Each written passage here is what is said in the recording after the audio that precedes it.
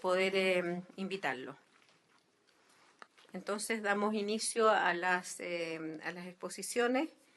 Partimos por el director, vamos a partir por el Centro de Educación y Tecnología del Biobío CET, el director señor Agustín Infante, y luego la Asociación Gremial de Importaciones, Importadores y Productores de Fitosanitarios. Muchas gracias por la invitación.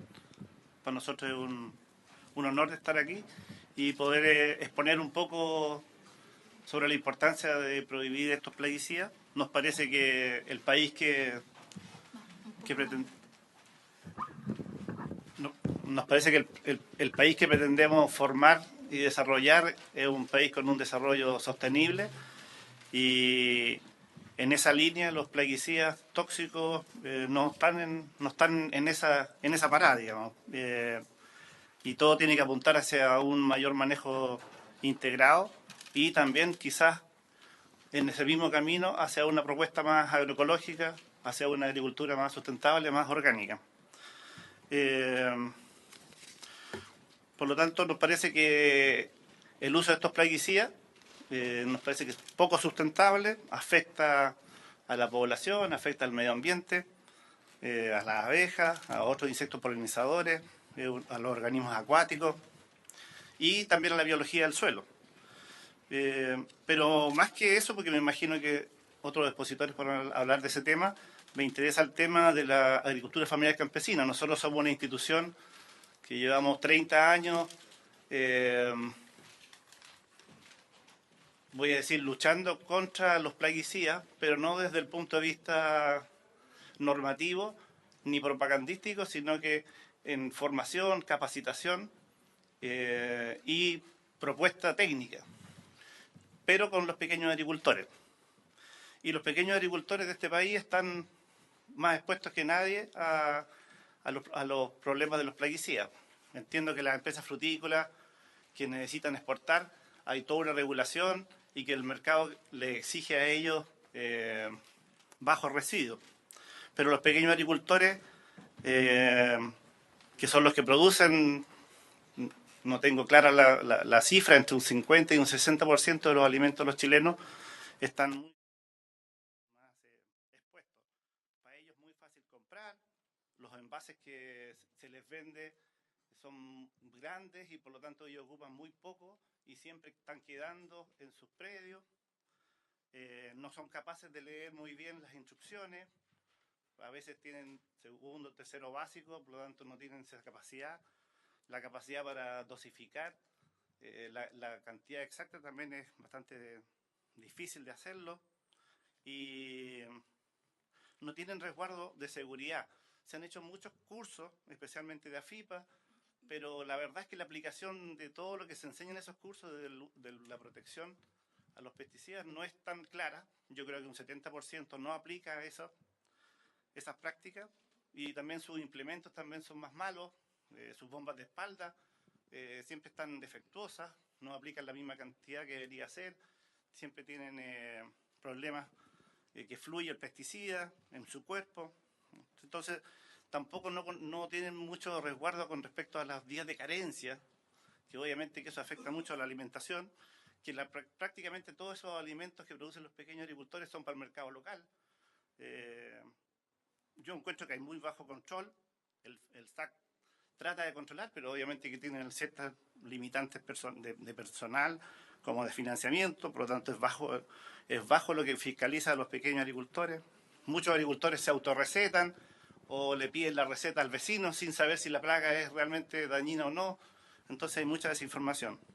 Y por otro lado, los Prodesal y los PDTI son los que asesoran a los pequeños agricultores, pero ellos han sido formados lamentablemente en una formación convencional, derivada de la Revolución Verde, y por lo tanto las universidades no se han puesto, como yo creo deberían haberse puesto, en una posición más de un manejo sustentable. Por lo tanto, también carecemos de profesionales que estén capacitados para hacer un control más adecuado, ¿ya? Y díganme que no, mejor que todo lo que sea campesino, pucha, que sería bonito que fuera limpio, que fuera sin pesticidas, todo lo que sea comercio justo, lo que significa mercado de tierra, ¿ya? nosotros por lo menos hemos recibido unos 100.000 campesinos durante todos los años que tenemos como existencia y ellos pueden ver que sí se puede hacer agricultura sin el uso de pesticidas químicos y menos todavía con los más tóxicos. Entonces creo que ahí entra la otra etapa. ¿Son imprescindibles? No, se ha comprobado de que no, ¿ya? Tanto nosotros como otras instituciones que se han dedicado a la propuesta de una agricultura más sustentable, se ha demostrado que no se necesita y de hecho que lo perjudica, porque mientras más pesticidas apliquemos a las plagas, eliminamos sus enemigos naturales y se comienza a generar un círculo vicioso en que más aplicaciones, más pesticidas, más aplicaciones, más plagas, porque eliminamos a sus enemigos naturales y generamos nuevas plagas y les damos mayor resistencia. Entonces, los agricultores que van aplicando eso se van perjudicando cada vez más. Todo lo que significa que el agroecosistema, así se llama, el potrero, le podríamos decir un agroecosistema, porque es un ecosistema, pero que está artificializado por la agricultura. Mientras más se fortalezca y se equilibre, va a ser más fácil que las plagas se mantengan como un equilibrado en el sistema, ¿ya? Así también existe el control biológico, todo eso es control natural, es decir, que naturalmente se controlen las plagas por el ecosistema que está formado ahí. Pero también existe el control biológico. INEA, universidades, empresas privadas han entregado un paquete completo de insectos, de hongos, de bacterias que son capaces de controlar a otros insectos, a otras bacterias, a otros problemas de plaga. También existen los preparados naturales, existen preparados vegetales, es decir, hay una batería importante de plaguicidas, pero de bajo efecto, que sirve para la transición, porque yo no estoy diciendo de que dejemos de aplicar pesticidas, sino que estoy diciendo que hay que lograr que el ecosistema se equilibre de nuevo. Para ese periodo de transición existen alternativas, que va desde el diseño del predio hasta el uso de controladores de bajo efecto, ¿ya? También existe el uso de las trampas, las hormonas, de machos estériles, barreras físicas, existe una serie de mecanismos, ¿ya?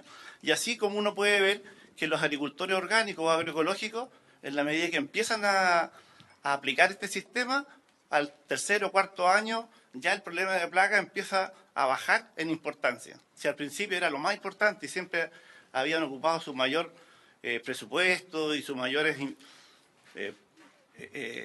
asesoría y todo habían gastado en plagas, eso va cambiando. Después quizás se convierte en malezas, quizás el problema de comercialización, de certificación, y el problema de plaga pasa a ser un cuarto, quinto, sexto importancia. Es decir, se empieza a equilibrar el sistema. Entonces, que me digan que es imprescindible, no es verdad. El ecosistema y la naturaleza es muy sabia y vuelve de nuevo a su equilibrio. Y en ese sentido, la agricultura orgánica y la agroecología han mostrado que sí es posible. Prácticamente el año pasado, el 2017 y 2018, la agricultura orgánica en Chile aumentó un 25% en superficie. En el mundo aumentó un 20%. Ya estamos cerca de las 20.000 hectáreas de certificadas. Y yo siempre digo, por cada hectárea certificada, fácil debe existir 1 o 2 hectáreas que no están certificadas, pero que pertenecen a pequeños agricultores o medianos agricultores que no hacen uso de pesticidas, ¿ya? Y para los consumidores, ¿qué es lo que opinan? En todas las encuestas es lo mismo. Ellos dicen que la agricultura orgánica o agroecológica es la respuesta más integral para los problemas de salud que puedan ser derivados de los plaguicidas, ¿ya? Y también desde el punto de vista de rentabilidad, me parece súper importante promover una agricultura más ecológica en el sentido de que bajan los costos de los insumos y aumentan los precios. Al exterior, cuando se exporta, los agricultores pueden obtener entre un 10 hasta un 200% de sobreprecio, así que eso es muy importante para la agricultura, especialmente para la pequeña agricultura. Los costos ambientales que se generan por los plaguicidas, ¿quién los paga? Los paga el Estado, los paga la población.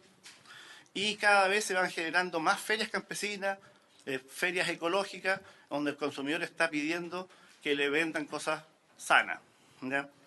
En las ferias locales, por ejemplo, las productoras locales de pueblos pequeños no tienen un certificado SAC, pero sí la gente los conoce, es una certificación por confianza. y por lo tanto venden rápidamente su producto porque la gente sabe por confianza de que eso estaba bastante más sano.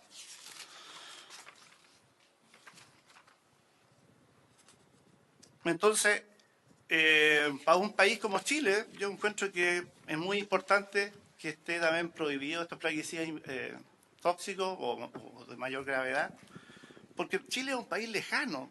Es cosa ver el mapa, donde estamos ubicados, donde sus zonas también están muy aisladas. Entonces, ese producto chileno que está en el extranjero, que tiene esa imagen de un país ecológicamente estable, lejano a los centros de contaminación, un país ordenado, un país serio, obviamente que le da mucho plus que también diga, bueno, también controlan y tienen control y legislación en contra de estos productos.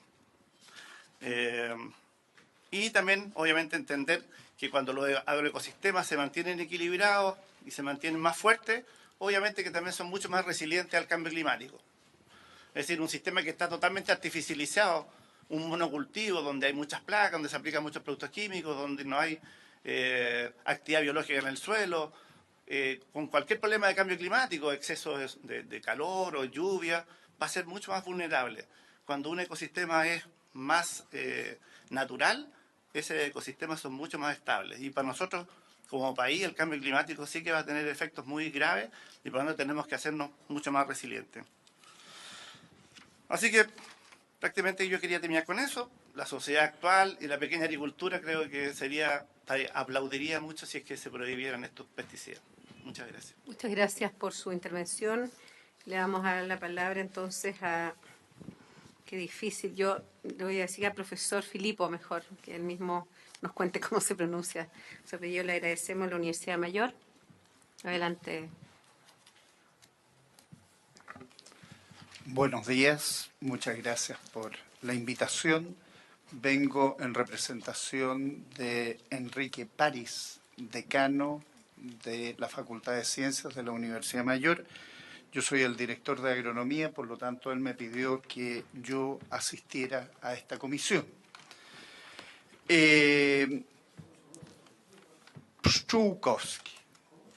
Pszczółkowski, origen polaco, padres inmigrantes, me siento orgulloso de poder aportar a este país. Coincido plenamente que la agricultura del futuro tiene que ser una agricultura sostenible, sustentable, ojalá orgánica, si lo pudiéramos hacer. La docencia universitaria apunta a la formación de ingenieros agrónomos en ese sentido. También tengo conciencia que debemos de alinearnos con los mercados de exportación, los cuales a veces simplemente nos imponen la restricción y creo que nosotros tenemos que ser sumamente ágiles en cuanto a tomar, digamos, lo que los mercados extranjeros nos están señalando. Hay un servicio en este país al cual le tengo un respeto muy particular, porque fue la primera lugar donde yo me desempeñé, que es el Servicio Agrícola y Ganadero. Y de la lista, ¿verdad?, de moléculas que aquí se están señalando, ya hay algunas que el Servicio Agrícola y Ganadero ha prohibido su importación. Hay otras que han desaparecido ya del mercado y otras que están en estudio. También hay productos difíciles desde un punto de vista técnico de poder reemplazar. Es posible, pero es relativamente difícil. Y nosotros reconocemos que incluso algunos de estos productos difíciles de reemplazar son utilizados en suicidios en el campo, ¿ya? Ahora, si está el producto o no está el producto, creo que la decisión que toma esa persona respecto de quitarse la vida no creo que cambie mucho. En nuestra opinión, lo que creemos que se debería de hacer es fortalecer las atribuciones del servicio agrícola y ganadero, dejar claramente establecido de que es ese servicio quien tiene la competencia para lo que tiene que ver, ¿verdad?, con todas estas moléculas, porque es muy ágil. Temo que una ley no sea tan ágil. Una ley es más difícil de cambiar.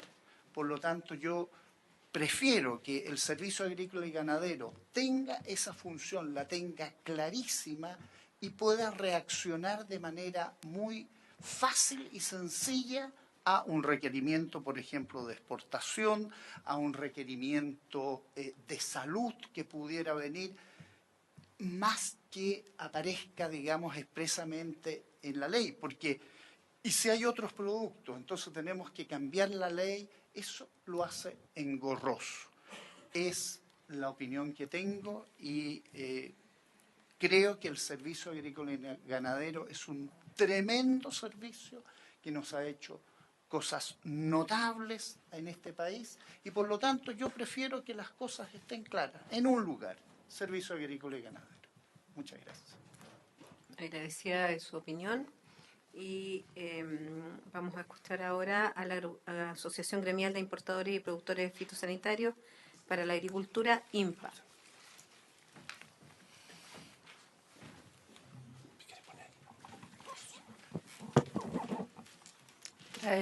Hola, buenas tardes. Traemos copias de la presentación.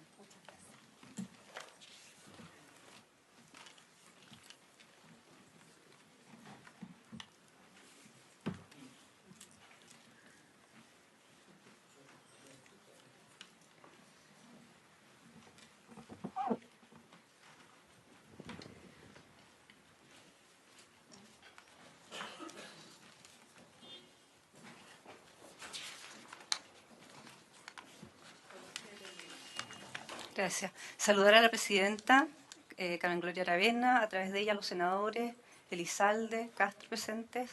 Saludar a todos los presentes en la sala. Contarles lo que es la INPA, muy rápidamente. Importadores y productores de fitosanitarios y fertilizantes, para quienes aún no nos conocen. Contarles que... Beatriz.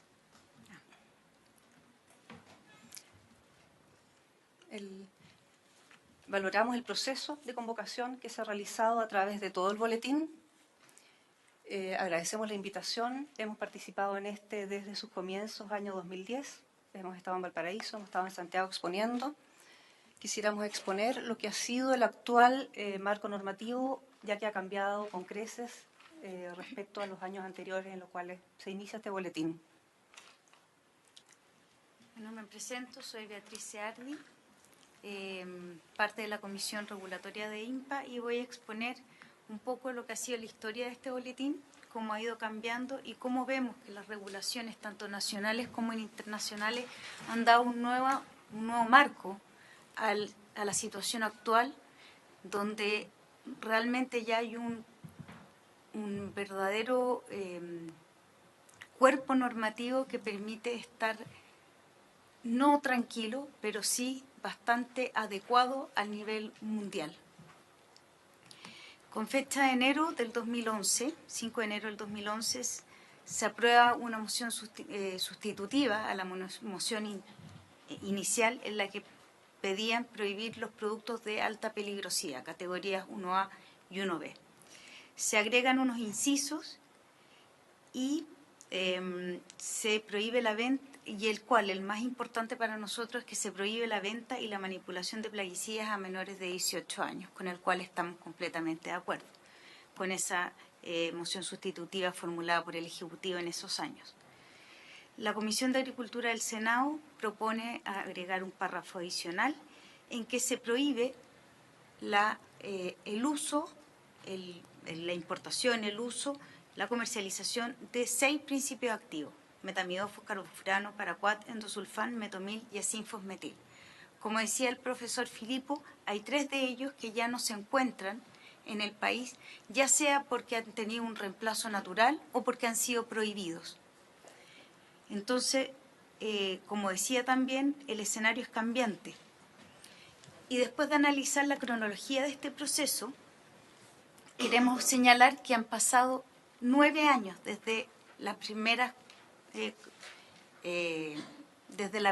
moción parlamentaria, lo que permite que el escenario haya cambiado. El marco regulatorio actual incluye una serie de nuevas normativas emanadas tanto de Agricultura, del Ministerio de Salud, de Ambiente y de la Secretaría General de la Presidencia, que permiten tener más controlada la situación. En los últimos años se han puesto en vigor 44 nuevos cuerpos normativos, los cuales han modificado o han incorporado una serie de leyes, decretos, reglamentos, resoluciones exentas, normas chilenas, listas de chequeos, que permiten regular tanto las sustancias químicas como los plaguicidas que se enmarcan dentro del ámbito de las sustancias químicas. Han sido 24 del Ministerio de Salud, 14 de Agricultura, 1 de la Secretaría General de la Presidencia y 5 del Ministerio del Medio Ambiente. Por otra parte, Chile en el año 2010, tema que aún no estaba tan visible en el a enero del 2011, firma el acuerdo de adhesión a la Organización para la Cooperación y el Desarrollo Económico, la OCDE. Desde entonces, Chile se ha visto en la necesidad de cumplir una serie de acuerdos o obligaciones que se toman a nivel internacional. No es una decisión del país, sino el país tiene que respetarlas. Tanto, y vuelvo a insistir, en materia de plaguicidas como de sustancias químicas en general. Adicionalmente, Chile, como país miembro de las Naciones Unidas, ha firmado una serie de convenios internacionales que son convenios de carácter vinculante, es decir, que las decisiones que se toman en los convenios deben ser aplicadas en el país. Dentro de esto tenemos el Protocolo de Montreal, que define la eliminación del uso de sustancias agotadoras de la capa de ozono y fija fichas límites para su uso. A partir del 1 de enero de 2018, el bromuro de metilo está prohibido en el país cualquier uso, salvo el que es de uso cuarenteniano en cámaras de fumigación para exportación. El convenio de Rotterdam, en que establece una serie de moléculas de alta peligrosidad que deberían ser comunicadas a los países y que son objeto de comercio internacional, de las cuales la mayoría de ellas ya ha sido prohibida por el Servicio Agrícola y Ganadero. El Convenio de Estocolmo, que define la eliminación de todas las sustancias orgánico persistentes, en que en Chile los únicos que van quedando son bifenilos policlorados, que son parte de los transformadores eléctricos, que son la parte constitutiva del transformador eléctrico. De los productos que que correspondían a plaguicidas de uso agrícola, todos han sido cancelados por el Servicio Agrícola y Ganadero. Por otra parte, como país adscribimos al Código de Conducta FAO para la distribución y uso de plaguicidas, que brinda orientaciones específicas a los países de cuáles deberían ser las leyes nacionales para este tipo de productos. ¿Cuál es nuestra visión? Que en base a todo lo que hemos hablado, ha cambiado bastante el escenario y es difícil desconocer, o como sigue manteniéndose el proyecto de ley, pareciera desconocer que en Chile existe un marco regulatorio nacional acorde a las reglamentaciones internacionales y que mantiene los convenios que Chile ha suscrito y las obligaciones que tiene el país al ser miembro, por ejemplo, de la OECD. Además, con la nueva resolución del SAC de registro de plaguicidas, se puede disponer de toda la información relativa al uso seguro, a la toxicología aguda, crónica, a los efectos ambientales que se encuentran a disposición de los usuarios en 2 elementos que son claves y que son de carácter oficial: la etiqueta de los productos y la hoja de datos de seguridad. En relación a la etiqueta, como lo comentaba, este es un documento legal que está reglamentado en su contenido y diseño por 2 resoluciones exentas y por 3 resoluciones exentas, 2195, 2196 y la de registro de plaguicidas, que es la 1557. En ella podemos ver que se ven todas las precauciones del producto en su lado derecho, perdón, en el lado izquierdo. Tiene la identificación, composición y toda la información de quién lo distribuye y se hace responsable en el país en el lado central. Y en el lado derecho se encuentran todas las recomendaciones de uso: modo de acción, dosis, fitotoxicidad, reingresos, periodos de carencia.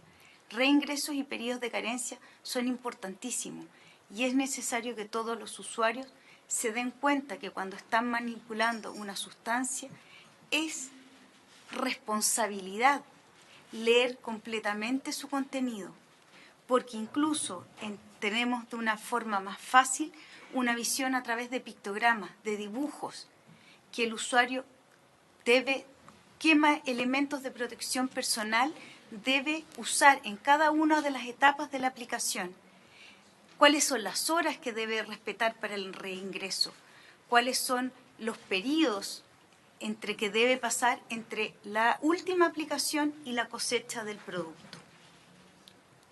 Por otro lado, con el cambio de la hoja de seguridad, que es la norma chilena 2245 del 2015, y que responde a otro acuerdo global de Chile, que es la aplicación del sistema globalmente armonizado, tenemos la obligatoriedad de poner en las hojas de datos de seguridad de los productos toda la información de propiedades físico-químicas, de información toxicológica, no solo en su ámbito agudo, sino también en su ámbito crónico, subcrónico, información si hay de carcinogenicidad, neurotoxicidad, teratogenicidad, de efectos reproductivos. Y también toda la información ecotoxicológica de los productos, o sea, cómo actúan sobre los distintos organismos objetos no control, aves, peces, dafnias, algas, abejas, lombrices, y cómo se comporta esta ciudad en el... Ya.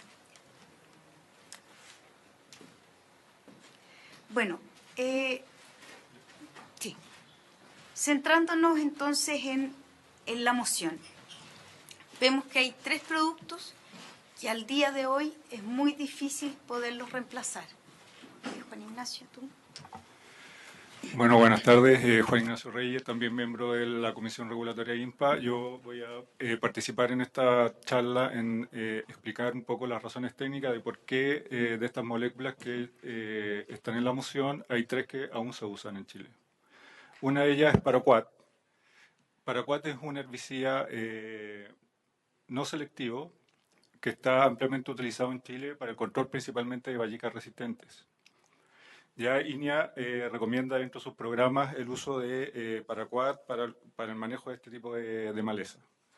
Además, el SAC en el año 2001, vía resolución exenta 909 y 3131, declara o restringe el uso y manejo de los productos a base de paraquat y además exige, de manera de bajar el riesgo en el uso, de que todo producto formulado a base de paraquat contenga un emético o un vomitivo, un colorante y un agente de olor desagradable. ¿Qué quiere decir eso? Que se disminuye el riesgo de posibles intoxicaciones. Además, con fecha de mayo del 2017, el Ministerio del Medio Ambiente participó en el 13º convenio de Basilea y el 8º de Rotterdam y Estocolmo, y en esa reunión decidió sacar a paraquat dentro del anexo 3 del convenio de Rotterdam. Eso quiere decir que se ve la utilidad que existe todavía de esta molécula en la agricultura nacional.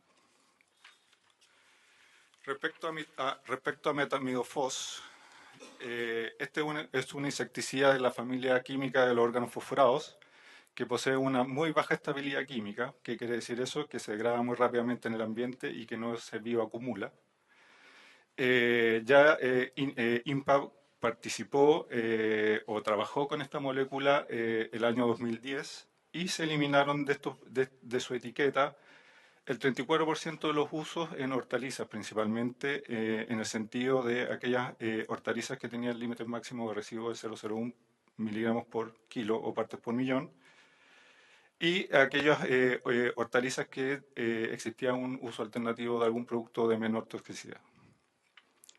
Además, este producto es una amplia o es una herramienta muy útil como insecticida para el control de una plaga muy importante que es el TRIPS, que es, aparte de su daño per se en un cultivo, es uno de los importantes transmisores de enfermedades virosas y este es una muy buena herramienta para el agricultor para controlar estas plagas. Respecto a metomilo, este metomilo es un producto de la familia química de los carbamatos, que también tiene una muy baja persistencia y una rápida degradación en el ambiente. Además se suma a eso que no tiene ningún potencial mutagénico, ni disruptor endoquímico, ni teratogénico.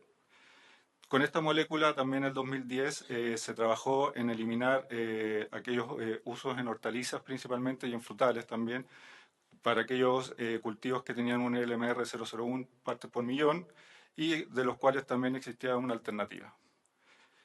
A este producto también se le suma la importancia de la agricultura chilena, el hecho de que es una herramienta muy eficaz para el control de plagas que están bajo control oficial, plagas nuevas que están ingresando al país, como es el caso, bueno, Lobesia ya entró hace un tiempo, pero fue en su minuto una muy buena herramienta para el control de Lobesia y actualmente también es una muy buena herramienta para el control de Bacrara hilaris, el chinche pintado, que es una plaga muy grave en la zona central en los sectores hortícolas chilenos.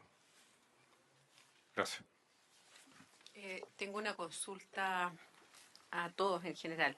Entendiendo que lo que están explicando el profesor y ustedes en el fondo es que estos productos, estos 3 productos, ya el resto del listado, algunos no se ocupan y otros se eliminaron, no se pueden eliminar por el momento porque entendiendo lo que ustedes están explicando, no hay alternativas químicas que puedan ser comparables respecto al resultado que ellas hoy día desarrollan en la agricultura. Pero da la impresión, por lo que dijo el profesor y por lo que hemos escuchado en todas las exposiciones ya, es que si bien el SAC, y yo también considero que es una gran institución, hoy día no tiene ni una capacidad de poder fiscalizar en el fondo, porque la etiqueta, todos lo sabemos, puede haber disminuido en un 30, un 40%, digamos, qué tipo de especies, para qué tipo de especies se usa, vamos restringiendo el uso, se están haciendo todas las, yo revisé las etiquetas súper claras, específicas, pero de una u otra manera estos productos se venden a una persona mayor de 18 años, es el único requisito que hoy día tiene la persona para poder adquirirlo, y después de eso no hay manera, o sea, seamos prácticos, no hay manera de fiscalización real con la cantidad de funcionarios que tiene el SAC de poder estar hoy día supervisando el buen uso de la instrucción que está dando, digamos, el que vende, el que importa, si efectivamente la hortaliza es por el tema de carencia, cierto que es distinto a un frutal, realmente no se va a usar, porque yo podría ir a comprarlo igual y finalmente, a pesar de que la etiqueta me dice una cosa, yo hago otra, que tiene que ver con una cuestión de autonomía de quien la usa. Entonces, quizás este proyecto de ley, que como bien decían ustedes, tiene un desfase en que efectivamente cambiaron muchas cosas desde que se generó la moción ahora, nuestra digamos, creatividad debiera darnos una solución que tiene que ver con un poco la regulación o quizás la sistematización de quién compra y para qué lo quiere comprar. Hoy día, si yo voy a una farmacia y quiero comprar un antibiótico, yo tengo que dejar mi receta. No queremos encarecer porque significaría, yo soy agrónomo, ganarían mucho los agrónomos si tuvieran que recetarlo y sería, no es el caso, pero sí al menos registro, ¿no? Registro de que yo soy Carmen Gloria, lo voy a comprar para hortalizas, para trigo, para no sé qué, y de alguna manera algún tipo de auditoría aleatoria que haga el SAC a nivel nacional, en donde efectivamente se deje caer de repente en alguna empresa que esté vendiendo y que se haga una vinculación, porque si la persona, incluso desde el punto de vista de impuestos internos, ni siquiera tiene giro, o si ni siquiera tiene, digamos, ventas ahí es donde tenemos que empezar a analizar, porque la realidad, lo que está pasando hoy día, y por lo que uno analiza, o sea, le haríamos un flaco favor a la agricultura hoy día si los eliminamos completamente. Ok, la agricultura orgánica va, desde el punto de vista de la demanda, va a ir cada día aumentando, eso a mí no me cabe duda, eso va a ser así. gracias a Dios tenemos consumidores desarrollados que están exigiendo un producto más orgánico. Pero independiente de eso, esta otra agricultura va a seguir existiendo, quizás en disminución en 100 años. Pero mientras eso ocurra, ¿cómo hacemos para que efectivamente los casos que tú planteaste de intoxicación es así? Y hay gente que incluso tiene intentos de suicidio producto de tomar estos productos, inyectarlos, etcétera. Entonces, 18 años pareciera que no es solamente el único requisito y que debiéramos efectivamente registrar cuál es el uso que se va a dar, para qué lo está comprando y quién lo está comprando y cuánto está comprando, porque hoy día no hay ningún control. O sea, hoy día va al supermercado y eso es así, compro dimetoato para pulgones, por decir algo, compro el frasquito y me lo llevo a la casa. Ahora, si el niño chico se lo toma... Ahí quisiera hacer una intervención porque en realidad el dimetoato que se vende en los supermercados tiene otra instancia que es el ISP. El ISP quien regula todo lo que son... Quiero decir que más allá de quién lo regula, sigue siendo, mira, es mucho más dañino ese producto que alguien compre una amoxicilina de bajo cuerda. Pero hoy día la amoxicilina no la puedo comprar sin una receta, pero me compro un frasco de dimetoato como quien compra una bebida en el supermercado. Entonces, eso, si tú vas al supermercado en países desarrollados, esos productos no se venden así. O sea, no es imposible comprarlos, excepto tú te registres. Entonces, ahí hay un tema que hay que ver, que yo creo que más que eliminar los productos, pues estoy tratando de buscar una solución a la preocupación de los senadores que plantearon la moción. Sí. Hoy día yo exacto. quiero agregar que en la resolución 1557 del SAC se establece que debe quedar un registro en cada distribuidor, un registro de la venta, con el nombre de la persona a quien se le vende y para los usos y qué se está llevando. Sí, pero la realidad, amiga mía, en la práctica, yo soy de una región bien especial, 32 comunas, conozco casi todas las veterinarias porque fui directora de una institución que trabaja con ellos y yo le aseguro que si hacemos una supervisión hoy día a las 2, el 40% con suerte tiene el registro. Incluso es más. Yo personalmente he visto cómo se abre un bidón de 10 litros, de 5 litros, y el caballero lleva su botellita de litro de bebida y se la echan adentro y le venden y se lo venden proporcional porque no tiene más plato, porque no necesita más. O sea, hasta ese nivel de manipulaciones existe. Entonces, somos un país que está claramente años luz en el ámbito de la manipulación de agroquímicos, que en el fondo yo entiendo que había un tremendo esfuerzo, que mucho tiene que ver con ser un país exportador, que tenemos que de alguna manera hacernos cargo de los convenios que firmamos, pero que es hoy día una situación que está con posibilidades de mejora y que no tiene que ver con ustedes. Tiene que ver quizás con la institucionalidad y que hoy día aquí está presente y que juntos los legisladores tenemos que buscar una solución para ponernos a la altura de lo que significa un producto que es altamente peligroso si mal se usa y por supuesto no cae duda ni leemos muchas veces la etiqueta. Entonces ese es un poco, porque quiero sacar la conversación de los 3 productos, ¿me entiendes? Porque en el fondo ese no es el problema. No es el problema que busca la... No, y ratificando eso podemos ver que las mayores intoxicaciones registradas en la REVEP se ven por piretroides, que son otro grupo químico y son los que se usan principalmente en el ámbito domisanitario. Y esas son las principales intoxicaciones. Entonces, en realidad, hay que hacer algo con el usuario, hay que capacitar al usuario, que es el que finalmente... Y generar más restricciones al uso.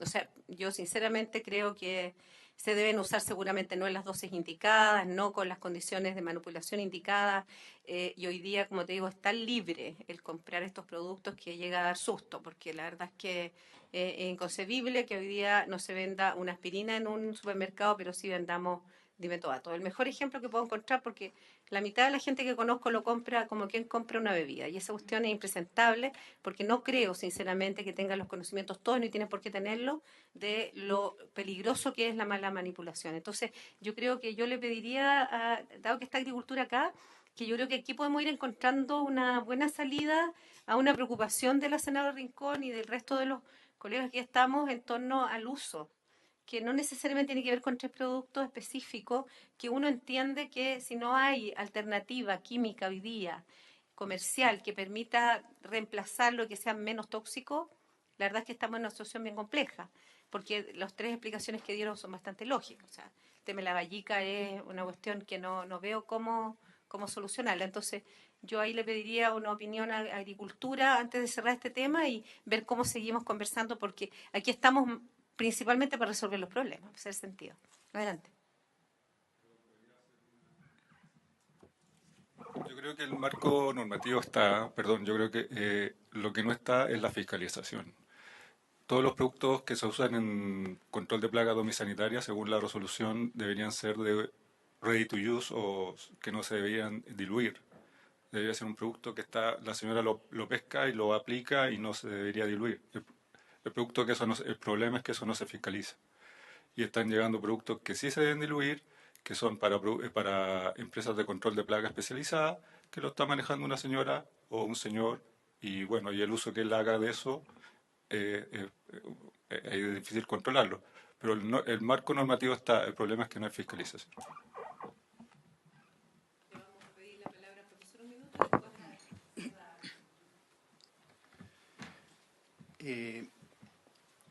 Agradezco estar acá. En las universidades nosotros tratamos de formar ingenieros agrónomos. Ingenieros agrónomos que tienen que ver, ¿verdad?, con todos estos productos, su uso responsable. Quizás no está en la moda, ¿verdad? No está en la moda que un agrónomo tenga que entregar, ¿verdad?, una receta. No está en la moda, ¿ya? Y bien, es así. Pero creo que quizás hay que repensar. Hay que repensar, por ejemplo, la educación en las escuelas rurales. Ellos son los que más en contacto están.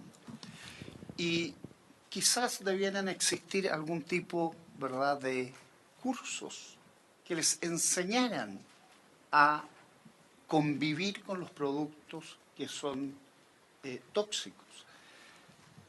A una persona de la ciudad quizás no.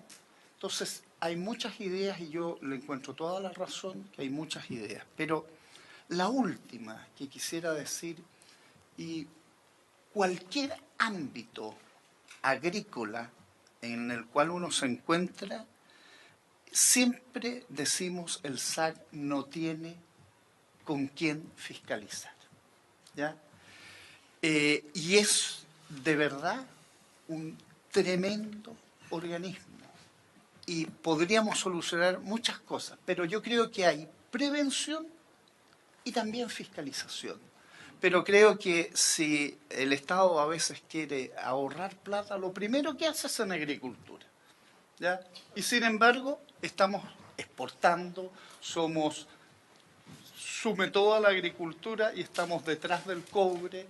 Es decir, somos un tremendo aporte. A los médicos entregan recetas retenidas. Los agrónomos no está de moda, no lo pueden hacer. Por lo tanto, quizás valdría la pena repensar con mayor libertad, ¿ya? No solamente, senadora, como usted dijo, pensando en que es un negocio. No solo es un negocio. Hay también una cosa de ética, pero no están las herramientas. Muchas gracias.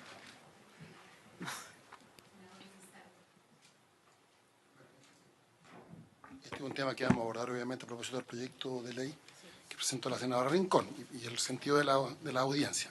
Pero es evidente que aquí se requiere revisar quién tiene acceso a estos productos, establecer formas de registro que permitan una fiscalización más fácil y dotar de mejor herramienta al SAC para fiscalizar.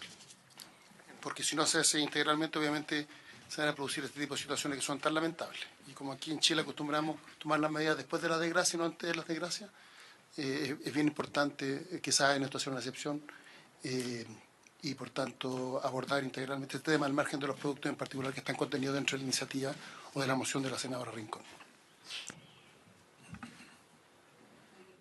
Y luego ya terminamos este tema porque partiríamos con avicultura, que queremos iniciar la discusión hoy día. Gracias, Presidenta. El Ministerio de Agricultura está trabajando para la senadora Rincón, quizá no para la letra del proyecto o la indicación que ella presentó, pero sí para su espíritu, que es lo más importante. Partiendo del punto de vista estrictamente normativo, la verdad es que Chile ha honrado los compromisos internacionales que ha firmado.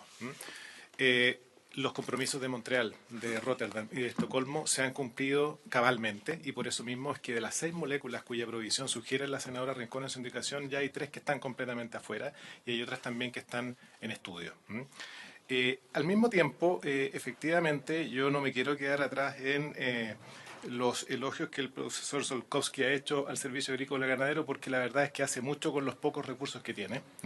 Y en la misma línea, quisiera recalcar la importancia o el efecto todavía no medido de la resolución 1557, que es del año pasado, que establece justamente la obligación para el distribuidor de dejar un registro de quiénes son las personas que están comprando determinados productos agroquímicos o determinadas moléculas, justamente para que a través de la aplicación del concepto de trazabilidad nosotros podamos llegar hasta las últimas consecuencias en el caso de que se produzca algún evento de intoxicación masiva o menos masiva a través de las leyes de responsabilidad extendida al productor y también a través de toda la normativa sanitaria que la ley le entrega no solamente al Servicio Agrícola y Ganadero, sino que también al Ministerio de Salud. De manera que despejado ese aspecto, el SAC también se encuentra trabajando en la misma línea en la que al comienzo señalaba el profesor Infante en su intervención. Es decir, también se han dictado resoluciones que apuntan a el estímulo y el desarrollo de plaguicidas biológicos, pero por cuyo costo y por cuyo acceso todavía no se puede tratar de productos masivos para la pequeña agricultura especialmente. Y también el SAC se ha preocupado de dictar resoluciones que tiendan a establecer requisitos de contenidos mínimos para un curso general de aplicadores. En la primera discusión de esta comisión en la cual se abordó en el actual periodo legislativo del proyecto que ahora estudiamos, nosotros concordamos en que el peligro o el problema que presentan los plaguicidas de elevada peligrosidad no radica en el carácter de tóxico que tienen, porque esa es justamente la característica que hace que sean utilizados. El problema viene dado por el riesgo del mal uso que se hace de ellos. Y por lo tanto, nos parece que al margen de algunas consideraciones que se puedan establecer respecto de determinadas moléculas y respecto a lo cual Chile está obligado por los convenios internacionales que ha firmado, me parece que es mucho lo que podemos hacer a un costo razonable en materia de fiscalización y sobre todo de trazabilidad de los productos que se están vendiendo desde las distribuidoras. Quizás no vamos a llegar a un esquema de receta extendida por un agrónomo, pero por lo menos sí podremos establecer mecanismos de trazabilidad que nos permitan hacer una transición adecuada desde los productos que ahora están en la mira de este proyecto hasta otros que sean más amigables con el medio ambiente. El profesor Infante al comienzo de su intervención hablaba del concepto de sustentabilidad. Bueno, quiero recordar que la sustentabilidad comprende fundamentalmente 3 áreas. Primero, el área económica, el área social y también el área ambiental. Respecto de las 2 primeras, también tenemos que hacernos cargo del área social, porque resulta que muchos de los productos que estamos estudiando ahora tienen que ver con el uso que de ellos hacen los pequeños agricultores que se dedican fundamentalmente a producir hortalizas. Por lo tanto, la eventual prohibición de algunas de estas moléculas tiene que verse con cautela, dado que primero tendremos que estudiar y revisar con bastante precisión cuál es el costo alternativo de otros plaguicidas que podrían tener estos agricultores, costo que en algunos casos podría llegar a ser prohibitivo. Creo que como Ministerio de Agricultura y como Servicio Agrícola y Ganadero estamos avanzando en la dirección adecuada.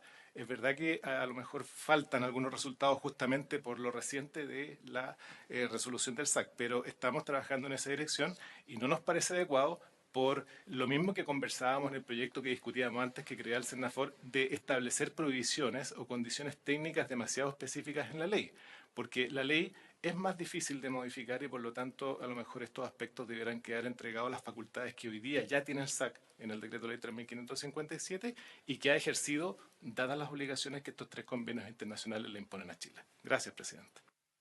Bueno, agradecer a cada uno de los invitados por las presentaciones y por el espacio de discusión que también se dio acá. La comisión tendrá que ver en su mérito cada uno de los antecedentes que hoy día se han entregado y ver qué se resuelve.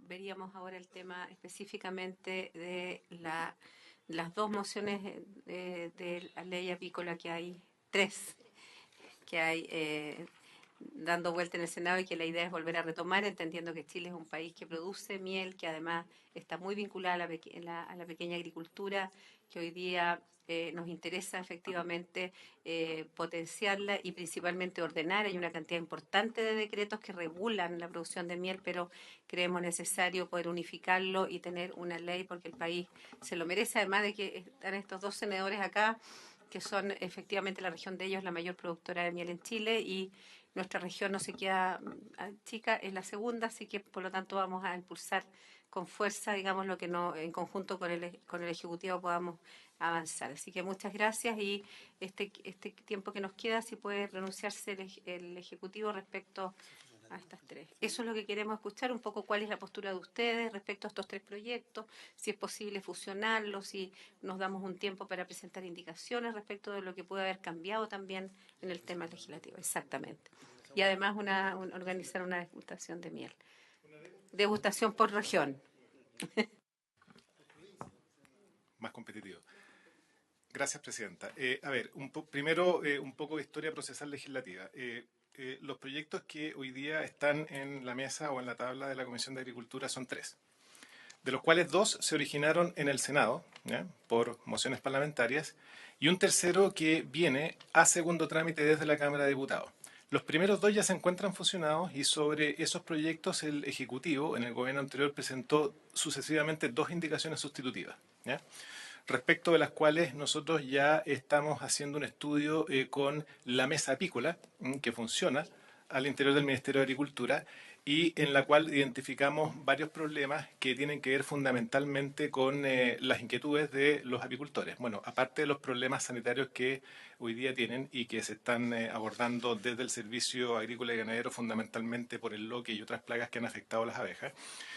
Básicamente hemos identificado algunos problemas relacionados con seguridad pública. Nos parece adecuado que las penas del delito de abigeato sean extensivas al robo de colmenas, dado que técnicamente las abejas son también ganado.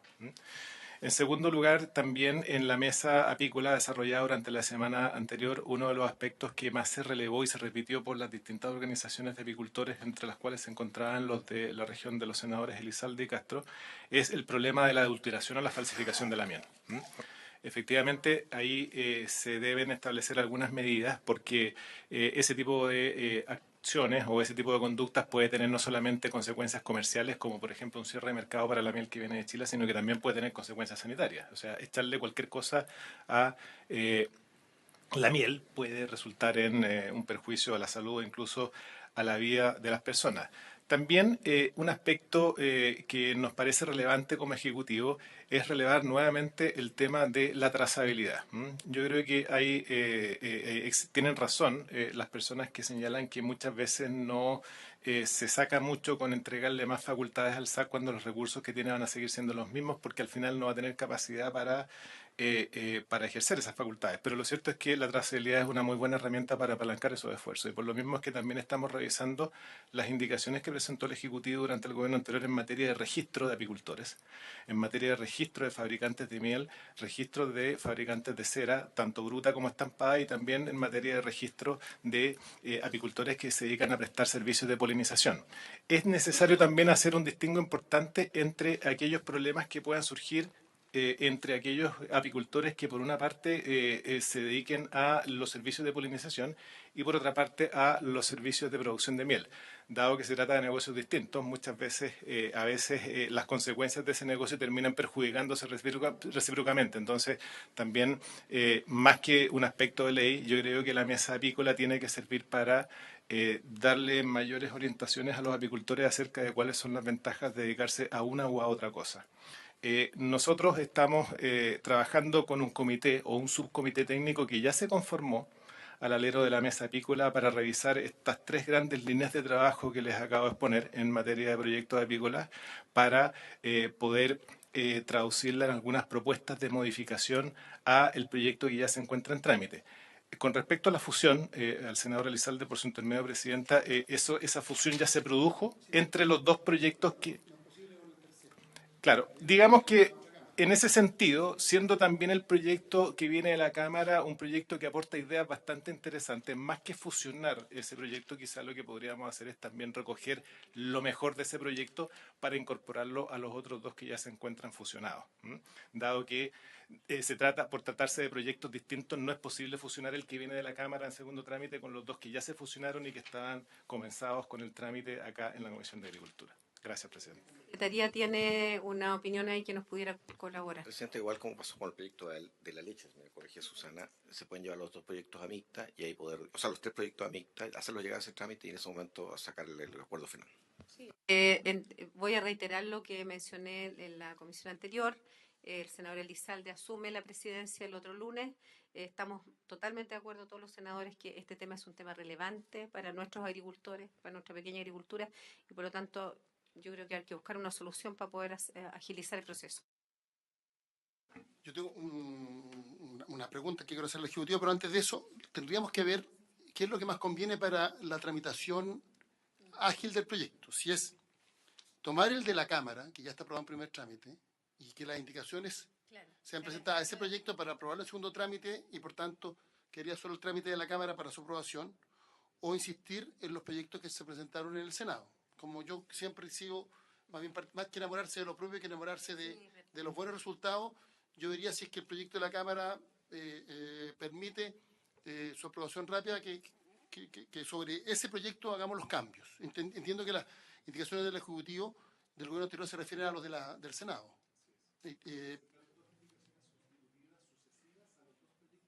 Perfecto. Pero bueno, habría que ver cuál es la forma de llevarlo con mayor celeridad. El secretario ha planteado aquí una fórmula, pero que a mí no me parece en este caso la más adecuada, porque estamos hablando de un proyecto que está en primer trámite. Para lograr la fusión de los proyectos tendríamos que avanzar en 2 trámites más en uno, o sea, en 3 trámites, porque estamos en 0, porque tiene que ser rechazado para que se vaya a la mixta. Rechazo en general, ya, perfecto. Pero por otro lado, lo que planteaba el Ejecutivo es que se trabaje con el que ya está fusionado y que de alguna manera se recoja en las indicaciones que va a plantear el Ejecutivo parte de lo que era el espíritu del proyecto que está aparte. Y con eso andaríamos más rápido y no tendríamos que estar rechazando. Bueno, busquemos la fórmula que nos permita actuar con la mayor celeridad, garantizando que el proyecto de desapruebe sea bueno, porque a veces lo rápido no es bueno. Y la pregunta que yo tengo al Ejecutivo es ¿cuándo el Gobierno estaría en condiciones de presentar estas indicaciones adicionales? ¿Cuál es el plazo que se ha dado al Gobierno para la presentación de esas indicaciones? Gracias, presidenta. La verdad es que hoy día estamos preocupados fundamentalmente del proyecto del Senafor, el proyecto de Código de Aguas que va a venir, pero de todas maneras ya existe un avance bastante interesante en el análisis de estos proyectos apícolas.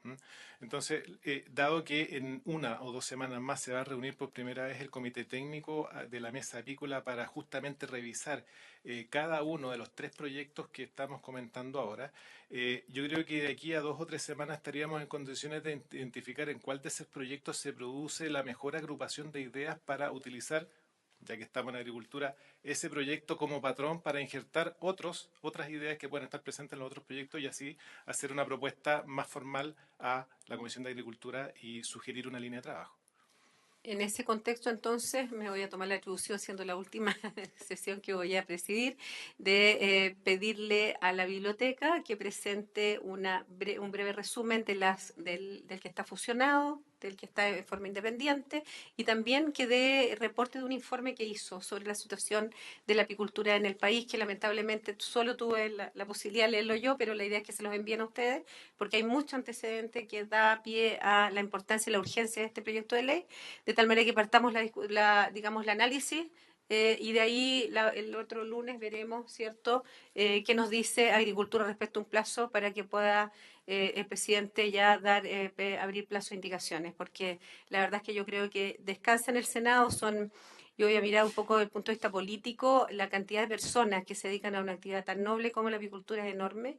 Además, pequeños agricultores que muchas veces no tienen las condiciones, digamos, técnicas para poder defenderse de situaciones que realmente los agobian, y creo que debemos darle un marco regulatorio a esta producción para que esto se mantenga, porque hay también un tema medioambiental, un tema muy importante para la humanidad, no solo para Chile, respecto a la protección de las abejas. Así que me alegra mucho que nuestro próximo presidente tenga el mismo interés, y lo dejaríamos, digamos, planificado para la próxima semana. Senador Castro. Presidenta y futuro presidente ejecutivo, la verdad que yo sé que todos los proyectos son importantes, todos son necesarios y todos nos gustaría que todos fueran rápidos y salieran rápidos, porque creo que la gente también espera que nosotros seamos más ágiles en sacar este proyecto adelante.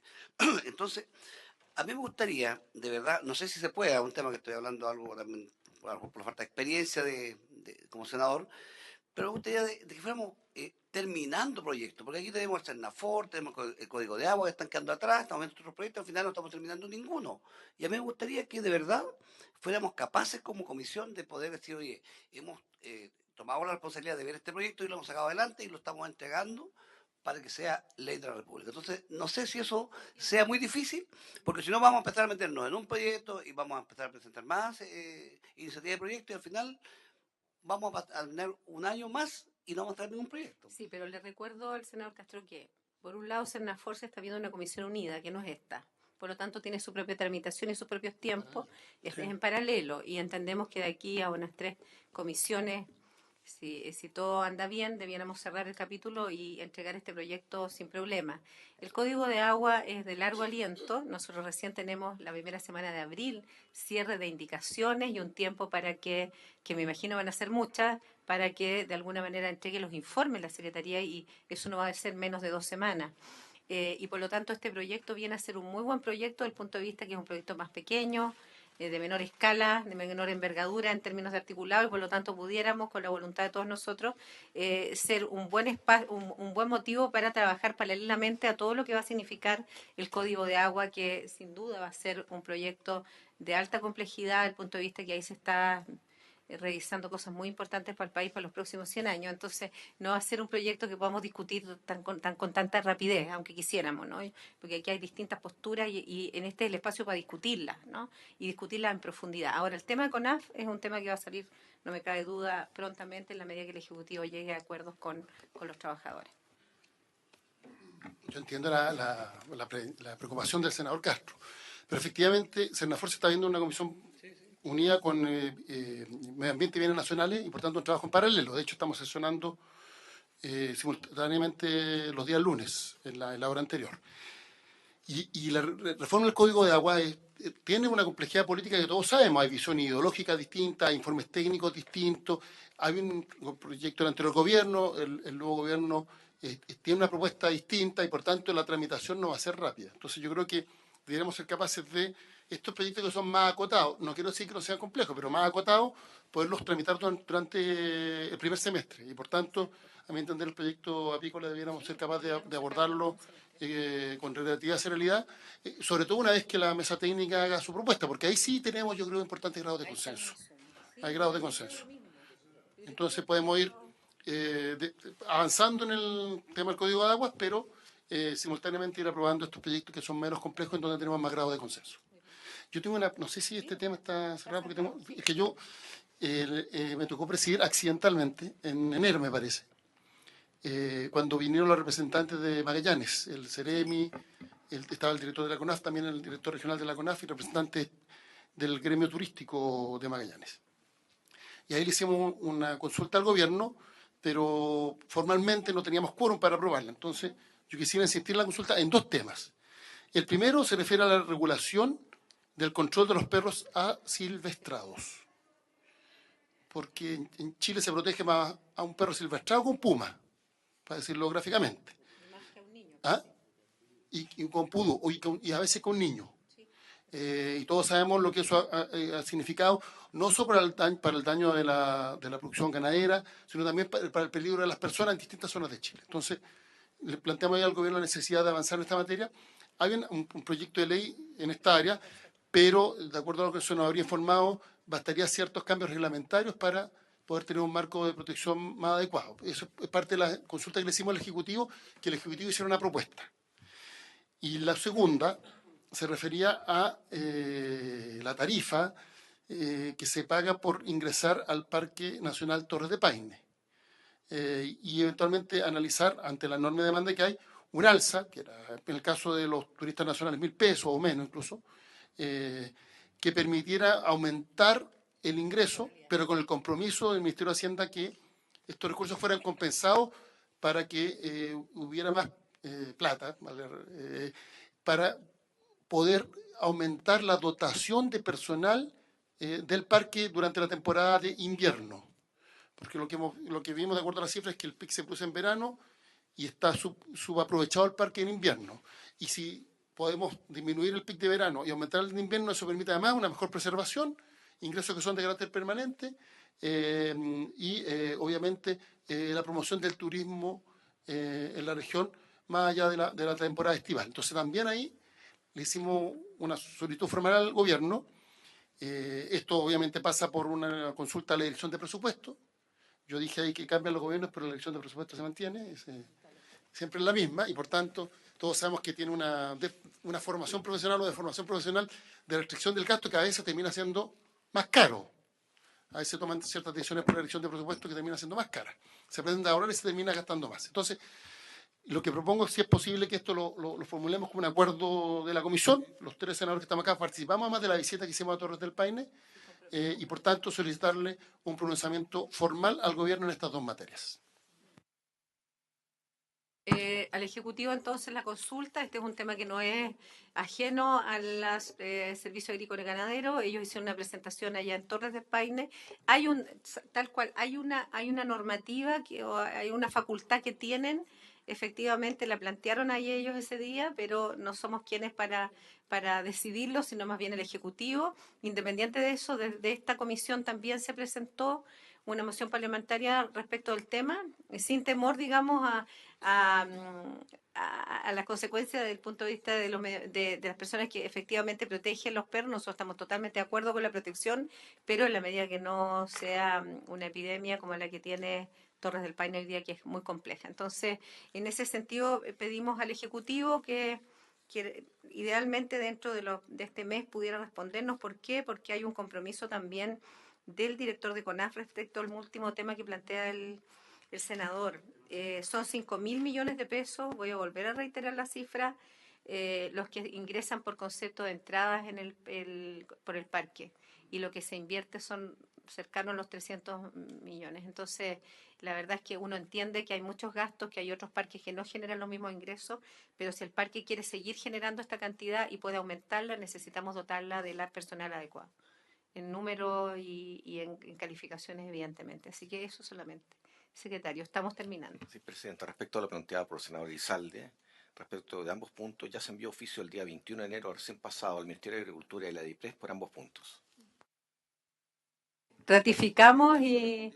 Sí, no, pero está hoy día nuestro representante, que es de alguna manera quien está siempre, digamos, atento a las solicitudes de esta comisión. Así que darles las gracias a todos por haberse quedado, por haber escuchado atentamente este tema y también me queda una cosa muy importante, que es renunciar oficialmente a esta presidencia para que asuma nuestro senador Elizalde el día lunes, si Dios así lo quiere. Muchas gracias y sin más que tratar, se cierra la sesión.